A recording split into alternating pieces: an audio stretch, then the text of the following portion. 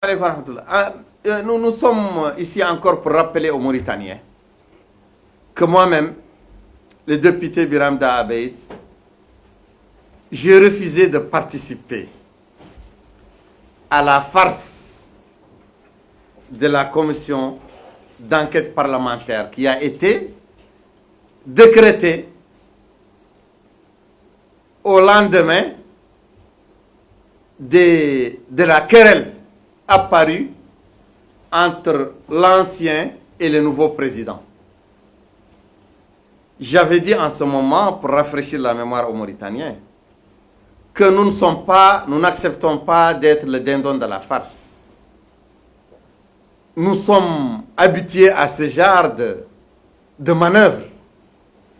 Nous nous rappelons qu'au lendemain des renversements du président Sidi Cheikh Abdallahi par le duo Mohamed Abdelaziz et Mohamed Qazouani, que les deux hommes ont fomenté une commission d'enquête parlementaire, soi-disant sur la gabégie dont est coupable le chef de l'État Sidi Cheikh Abdallahi et son épouse Khatoumata al-Bukhari. Mais quel lendemain a été réservé à cette commission d'enquête? Pour faire apparaître le peuple a été mobilisé contre Sidi Cheikh Abdallahi, l'ex-président et son épouse, soi-disant qu'ils ont pillé la Mauritanie. Une enquête a été enclenchée par les parlementaires, mais finalement,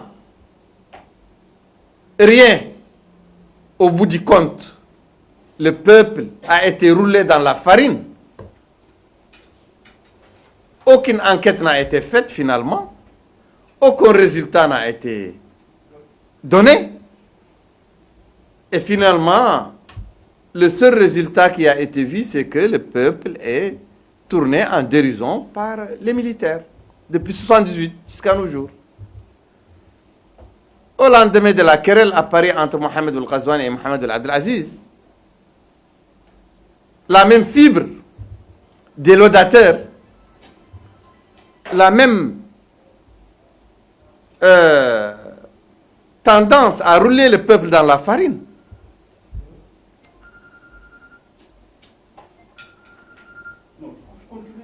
a été...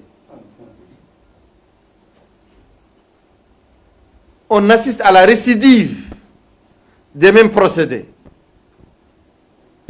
Les laudateurs,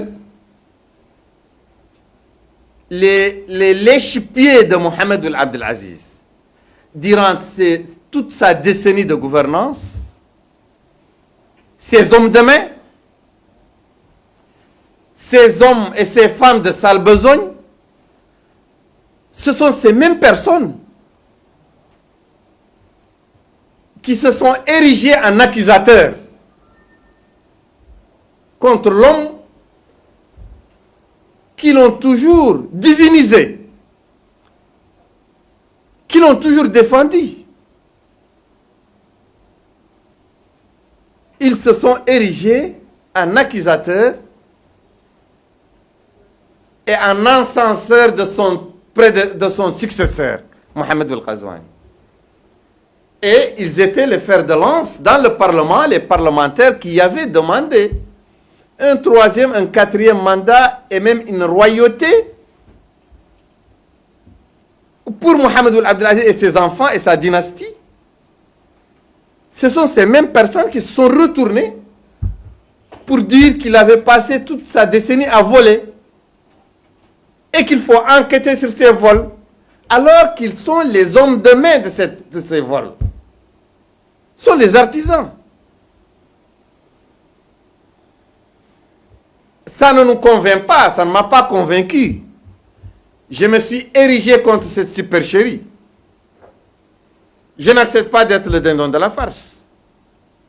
Et surtout, je leur ai dit que Mohamed Abdelaziz n'a pas fait que des crimes économiques, il a fait des crimes de droits de l'homme, des crimes d'esclavage, des crimes d'impunité, des délits de racisme qu'il a couverts s'il n'a pas fomenté.